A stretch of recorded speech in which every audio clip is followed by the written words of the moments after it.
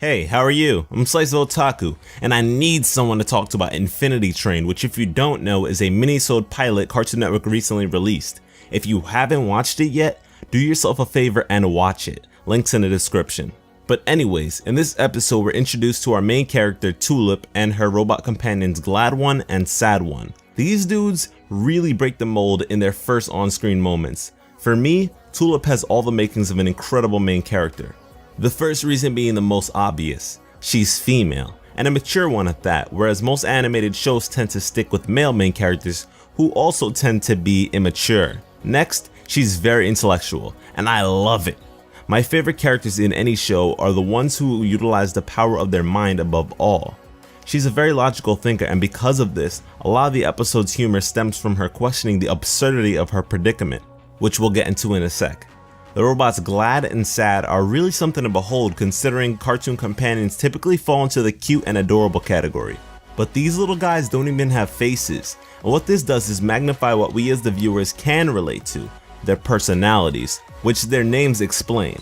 Glad is super peppy and just happy to exist, while Sad is super gloomy and loathes his existence. This dynamic between them is pretty fascinating. It's almost as if they represent the audience, giving their respective takes on situations through their own commentary. Alright, so off the bat, we're introduced to the main conflict.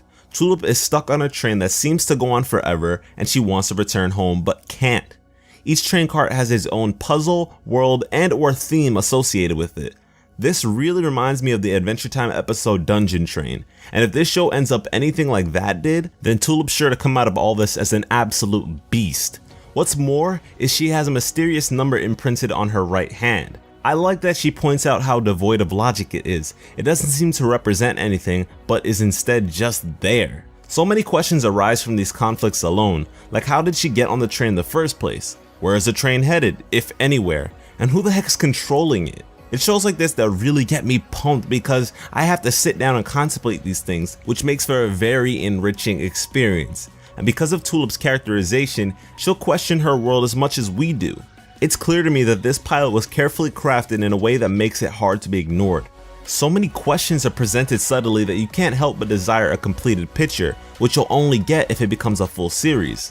Another thing we have to talk about is the humor.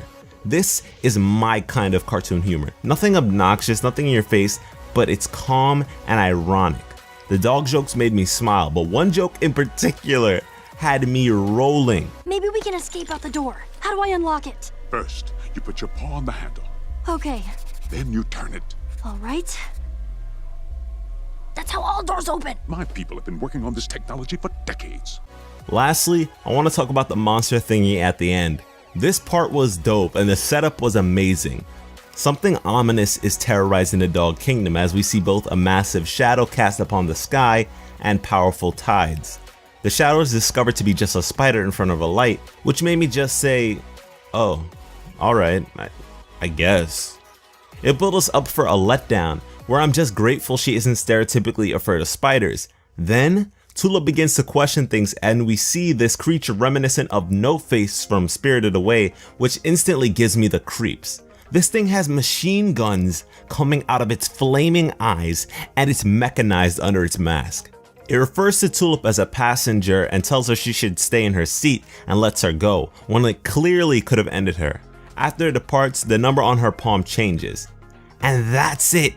That's all we have right now. We need more of this, guys. The network is giving us an opportunity to advocate for greatness. If you like what you see so far, let the network know. Any way you can, whether it's leaving a like and comment on the episode itself or hitting them up on Twitter, everything is appreciated.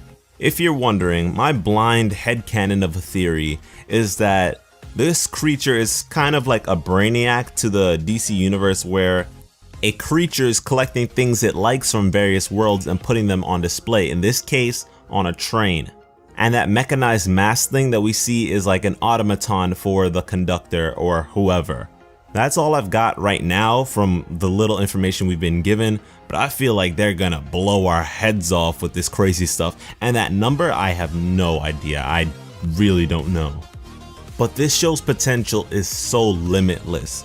like from what they can do, the things that they can explore with these train carts, because each one is different, each one is individual. There's so many instances and situations, scenarios that they could play out with this kind of concept. And also, this looks to be a show with continuity, and you already love continuity if you are a Steven Universe fan, so please support this thing. Also, if you're curious what genius created Infinity Train, that would be Owen Dennis, a storyboard artist for a regular show. A link to his Twitter will also be in the description. Anyways, thanks for supporting this video. If Infinity Train does become a full series, you already know we're covering it here.